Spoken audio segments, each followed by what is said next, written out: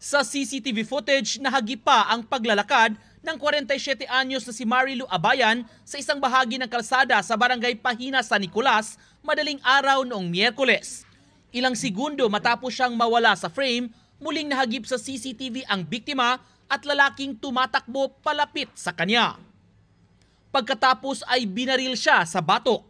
Naisugod pa sa ospital ang biktima na nagawa pang ikwento sa investigador ang nangyari. Kilala umano ng biktima ang bumaril at personal na galit ang tinitingnang motibo. Naistorya pa na ko ang biktima mo ito nakakuha ko lead kinsay yang last niyang kuyog na siya yatag sir ko bisa na po devil sira.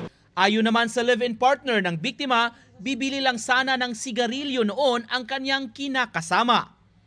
Makalipas ang mahigit 8 oras matapos na baril, binawian ng buhay ang biktima. Inihahanda ng kapulisan ang kasong murder laban sa gunman at sa kasama nito. Para sa GMA Regional TV Balitang Bisdak at GMA Integrated News, Nico Sereno, nakatutok 24 oras. 2 bagong infrastruktura ang itatayo sa Pag-asa Island na magpapatibay umano sa posisyon ng bansa sa West Philippine Sea. Ang groundbreaking, dinaluhan ng ilang opisyal na di rin nakaligtas sa radio challenge ng China. At nakatutok si Mav Gonzalez. Papunta pa lang ng Pag-asa Island, sinalubong na ng radio challenges ng China ang grupo ng mga senador, kasama ang Defense Secretary at Mayor ng Kalayaan Group of Islands. Napakalapit na pala ng Subi Reef na inoccupy na nila at nilagyan po nila ng naval facilities and pangdigmaan, facilities na pangdigmaan. So nakaka-alarma. Yung paglanding nga namin kanina, meron ng mga verbal challenges. And it's so sad na nandito tayo sa loob ng ating bansa, teritoryo ng Pilipinas ito. Tapos sinasabihan ka, umalis ka dito kasi ito ay teritoryo ng China. Talaga nakakagulat, no? Nakaka-alarma at nakakagalit. Pagdating sa isla, nagkaroon ng security briefing ang mga opisyal at nag-groundbreaking ng bagong Navy Barracks. 3 kilometro lang mula rito, tanaw ang mahigit 20 barko ng China Coast Guard at Chinese militia vessels. Mahigit kumulang 1 oras. Pero kung ibang mga klase, mas mabilis. Pero dudugo ilong nila kung subukan nila. Sa tingin ko po, safe sila because no right-thinking nation will attack civilians. Normal ang buhay para sa mga taga-Pag-asa Island. Dito nakatira ang mga magulang ni Marian at ngayong may asawa at anak na siya, pinili niyang dito na rin tumira. Kwento niya tungkol sa mga Chino. Pero po mas marami kaysa ngayon. Opo. Opo. Na ngayon, dati po kasi ikot talaga siya dito sa buong isla. Dati ganyan din po ako nung una, ma'am. Ngunang dating ko, baga nanibago din po ako. Pero katagalan din po.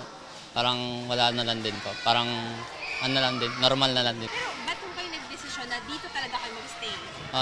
Di naman sa ano, pero maganda kasi dito kumbaga walang gastusin, malayo sa syudad, malayo sa ingay, katulad sa Maynila, ma'am.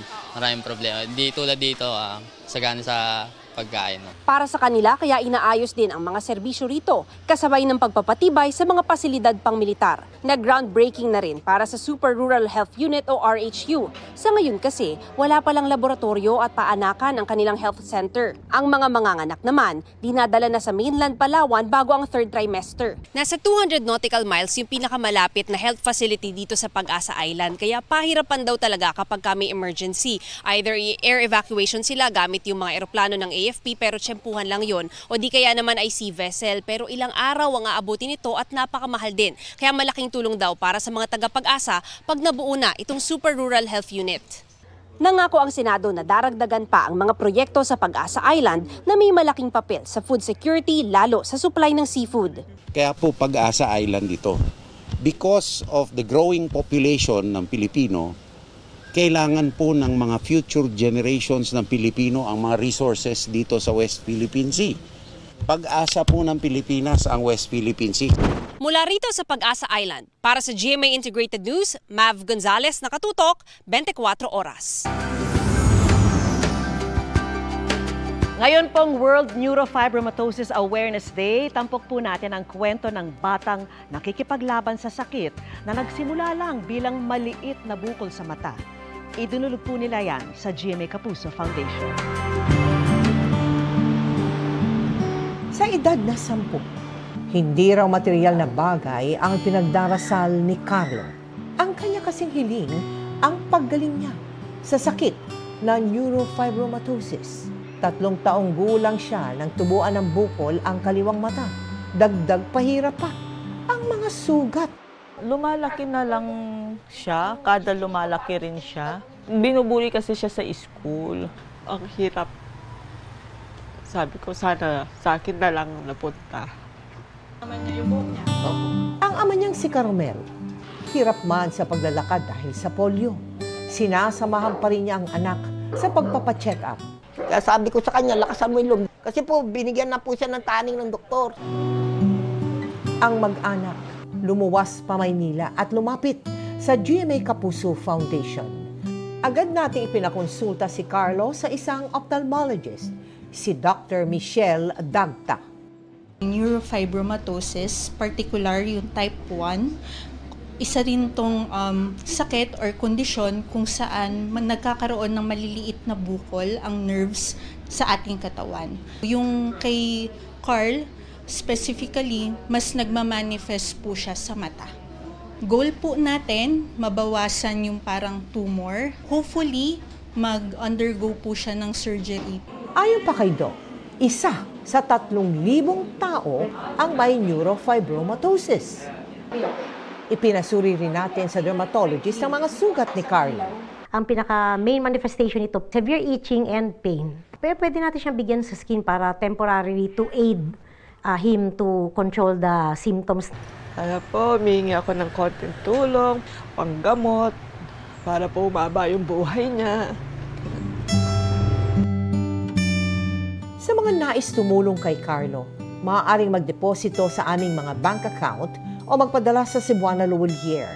Pwede ring online via GCash, Shopee at Lazada. May panibagong gold medal si Carlos Yulo bago sumabak sa 2024 Paris Olympics. Nanguna si Yulo sa individual all-around event ng 2024 Asian Gymnastics Union Men's Artistic Gymnastics Asian Championships sa Tashkent, Uzbekistan. Sa score na 84.931 points, tinalo niya ang pambato ng Kazakhstan at Uzbekistan. Congratulations, Carlos! Posibleng mag-rollback ulit ang presyo ng gasolina sa susunod na linggo. Hanggang 45 sentimo yan kada litro. Hindi naman tiyak kung rollback o oil price hike ang ipatutupad sa diesel, pero konti lang ang magbabago sa presyo. Ang kerosene naman inaasahang magtataas presyo ng hanggang 20 sentimo kada litro. Ayon yan sa Department of Energy Oil Industry Management Bureau base sa 4 na araw na trading. Kabilang pa rin daw sa nakakaapekto sa presyo ng produktong petrolyo ang economic activity ng China at Amerika.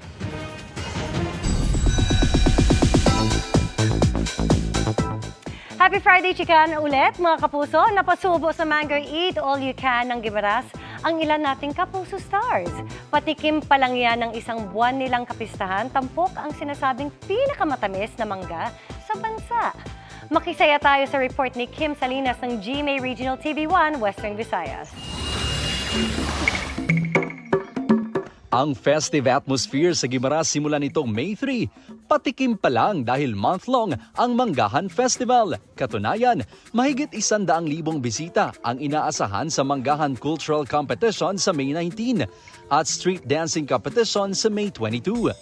Pero bigati na agad ang mga naunang tumikim, lalo sa mga iba't ibang produktong gawa sa mangga na pumasyal pa sa mga literal na manggahan. Welcome to Guimaras, may Guardian Alien star Max Collins, Sparkle actress Andrea Torres, unang hirit host at Sparkle artist Shaira Diaz, at Asia's romantic balladeer Christian Bautista. No blemish. Matapos nilang mamitas, pwede ba namang hindi mag-mango eat all you can? Kada taon, may ganyan po. Sa halagang 100 pesos lang, 30 minutes kang pwedeng kumain ng itinuturing na sweetest mango sa bansa. Napakatamis. As in, malalaki pa yung mga mangga. Marami pa tayong natutunan. Oo, ang dami palang rules talaga no, para makuha yung ganun katamis. As in, very happy because not everyone gets to see how it's made. Para sa GMA Integrated News, Kim Salinas ng GMA Regional TV1 Western Visayas, nakatutok 24 oras.